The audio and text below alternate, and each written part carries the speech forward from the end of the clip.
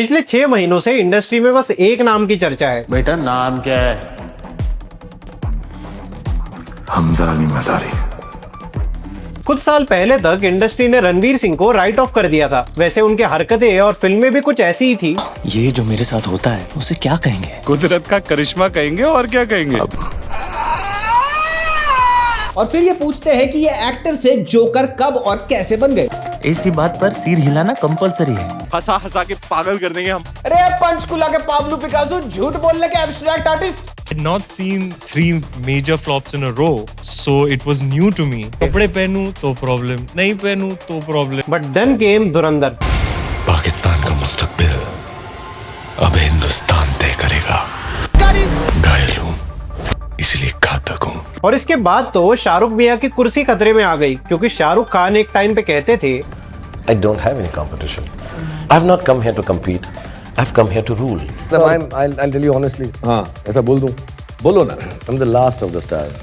और रणवीर सिंह ने कहा, अरे मेरे घंटे का जल्ला। लोग कहने लगे कि Ranveer Singh is the new बादशाह ऑफ बॉलीवुड, और अब नया बादशाह पुराने सो कॉल्ड बादशाह की डॉन फ्रेंचाइज को लीड करने वाला था।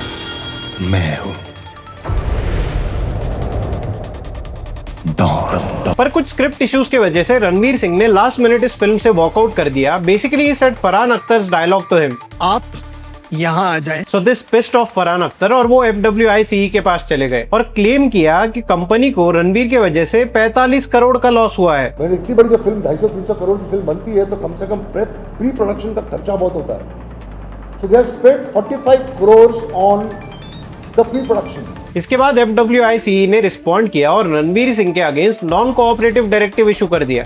Federation of Western India Cine Employees imposed a non-cooperation directive again. To be specific, the Federation of Western India Cine Employees has now issued a non-cooperation directive against actor Ranveer Singh. बैठ के कि हमने non cooperation जो है वो issue किया है रणवीर सिंह के खिलाफ, जिसका मतलब यह है कि हमारे जितने भी वर्कर्स मेंबर्स हैं सारे क्राफ्ट्स के, वो इनके किसी भी प्रोजेक्ट में काम नहीं करेंगे। मतलब जाकिर भाई ने सही ही कहा था। धुरंधर से सबकी जली तो है। तो आइए आज के वीडियो में देखते हैं कि बॉलीवुड रणवीर सिंह के राइज की वजह से इतना परेशान क्यों है, फरहान अख्तर कोर्ट के जगह इस बॉडी के पास क्यों गए, और क्या सच में ये बॉडी रणवीर सिंह को बॉयकॉट कर सकती है।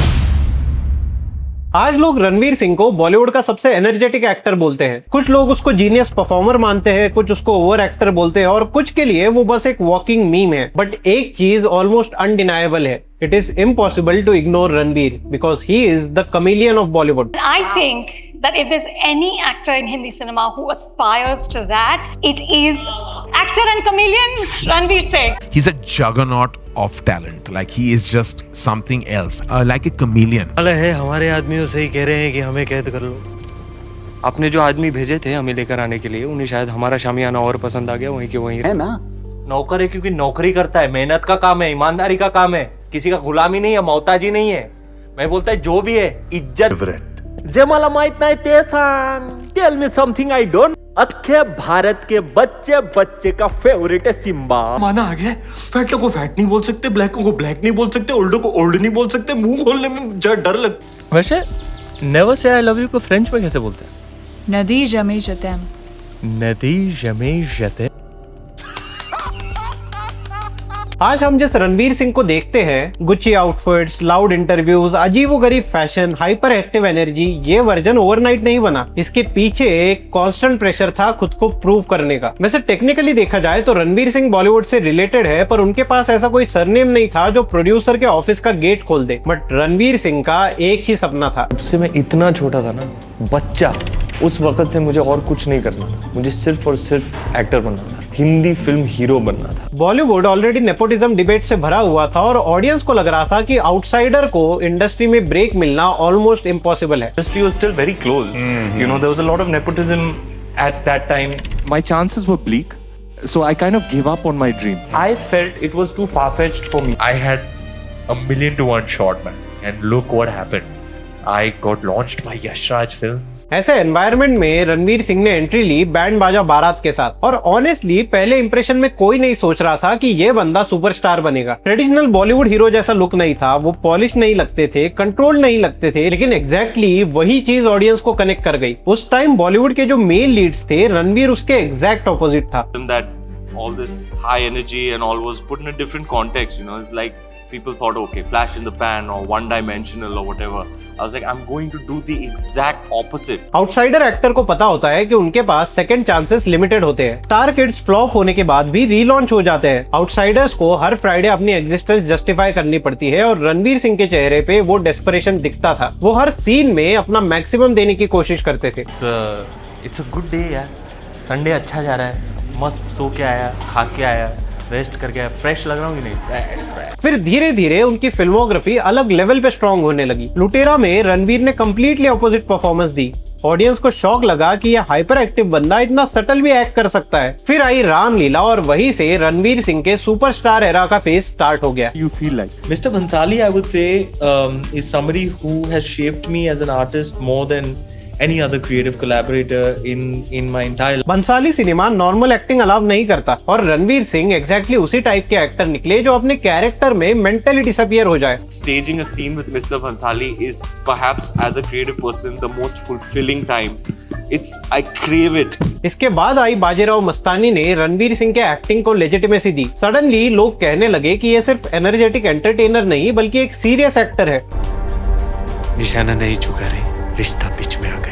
How did you manage that? मतलब it is so bang on that it felt like you are a Marathi speaking guy who's speaking Hindi. फिर आई पद्मावत। इसमें भले ही इतिहास को तोड़ मरोड़ कर पेश किया हो, पर अलाउद्दीन खिलजी का कैरेक्टर जो रणवीर सिंह ने प्ले किया था वो एक पॉप कल्चर फेनोमेना बन गया।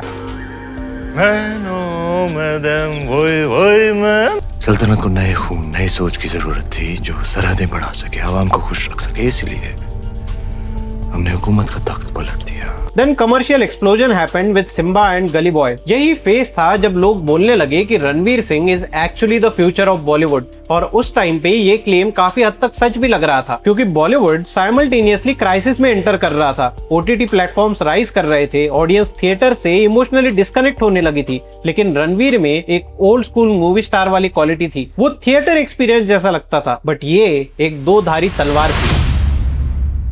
इनिशियली रणवीर का हाइपर पर्सनैलिटी पहले रिफ्रेशिंग लगा, फिर एंटरटेनिंग लगा और बाद में एग्जॉस्टिंग लगने लगा। पैंडेमिक के बाद बॉलीवुड का पूरा इकोसिस्टम चेंज हो रहा था, ऑडियंस का पेशेंस लेवल कम हो गया। इसके बाद आए back to back setbacks. 83 critically appreciated थी। कपिल देव का रोल भी रणवीर ने ऑनेस्टली बहुत डेडिकेशन से किया था, लेकिन फिल्म फाइनेंशियली एक्सपेक्टेड लेवल पे परफॉर्म नहीं कर पाई। उसके बाद जयेश भाई जोरदार आई और ऑडियंस कंप्लीटली डिस्कनेक्ट हो गई। फिर सर्कस ने सिचुएशन और खराब कर दी। इंटरनेट ने लिटरली रणवीर को रोस्ट मटेरियल बना दिया। पहले जो एनर्जी चार्मिंग लगती थी अब ओवर एक्टिंग लगने लगी। पहले जो फैशन फियरलेस लगता था अब अटेंशन सीकिंग लगने लगा।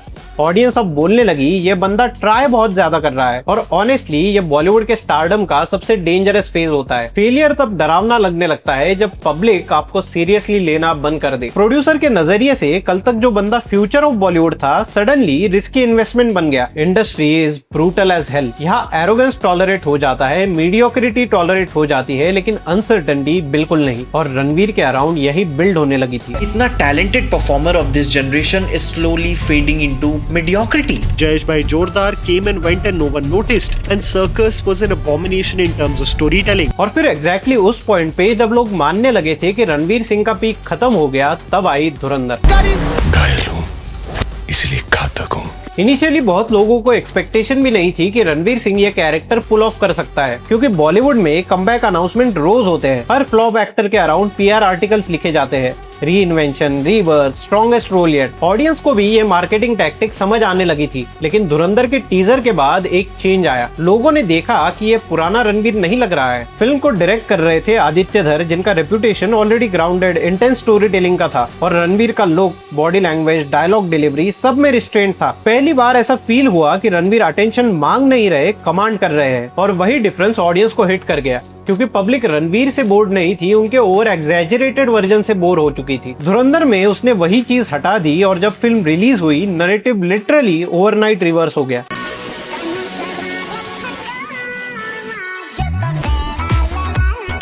Of like Ranveer, let's start with Ranveer. Yeah, come on, let's start with our things we like. He's top of the list. Oh man, he gave an absolute Brilliant performance. The predominant one for me is some of the technical aspects of the editing and the sound design and some of the cinematography, but performance-wise, there weren't any bad acting performances, but Ranveer is head and shoulders. Oh, yeah. Head and shoulders the takeaway from this. Comes in on the 5th of December, and I'm like blown away by it makes you feel like, oh, my craft is limited compared to this. Oh my God, look at the use of background music. Pakistani लोग film देखकर जल रहे थे और इसी वजह से India में वर्ड ऑफ माउथ और एक्सप्लोड हो गया। रहमान बलोच जो है ना, हमारे इलाके के रहने वाले बच्चा था, हमारा साथी था, भाई था। वो इस तरह नहीं है जिस तरह उनको दिखाया गया, जिस तरह दहशत दिखाया गया, वो दहशत गर्द नहीं था। को एज अ रियलिटी देखोगे, की बिल्कुल 100% ये रियलिटी है। Box office number insane level पे चले गए और वो ट्रेड एनालिस्ट जो कल तक लिख रहे थे एंड ऑफ रणवीर, वो सडनली लिखने लग गए this is a historic comeback. Film ने रिकॉर्ड तोड़ने स्टार्ट कर दिए और जिस इंडस्ट्री ने उसको रिस्की इन्वेस्टमेंट बोला था, वही इंडस्ट्री अब उसको कमबैक किंग बोल रही थी। Gangsters is impeccably done and Ranveer is superb as is Dhurandhar. What Ranveer has done is exactly what was required in the film. He lives the character of Hamza. Mainly he plays Hamza. Audience को समझ आया कि Ranveer actually बहुत talented है and this happened because Bollywood में survival सिर्फ acting से नहीं होता, वो री इन्वेंशन से होता है। SRK ने यही किया, अमिताभ बच्चन ने किया, अजय देवगन ने किया, अक्षय कुमार ने किया और अब रणवीर भी वही कर रहे थे। डिफरेंस सिर्फ इतना था कि रणवीर का री इन्वेंशन बहुत पर्सनल फील हो रहा था। ऐसा लग रहा था कि फाइनली ये बंदा अपने पब्लिक कैरिकेचर वाली इमेज से एस्केप करने की कोशिश कर रहा है और एग्जैक्टली इसी पॉइंट पे नसीब ने उनके फिर से घोड़े लगा दिए।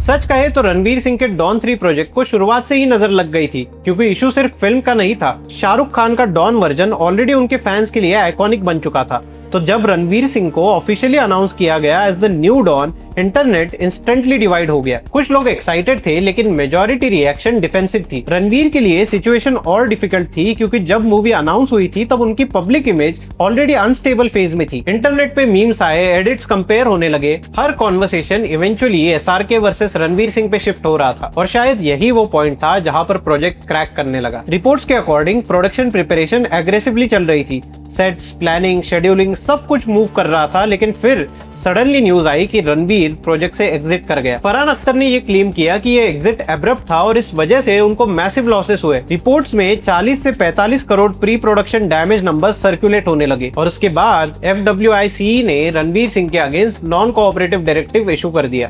Federation of western India cine employees imposed a non-cooperation directive again. To be specific, the Federation of Western India Cine Employees has now issued a non-cooperation directive against actor Ranveer Singh.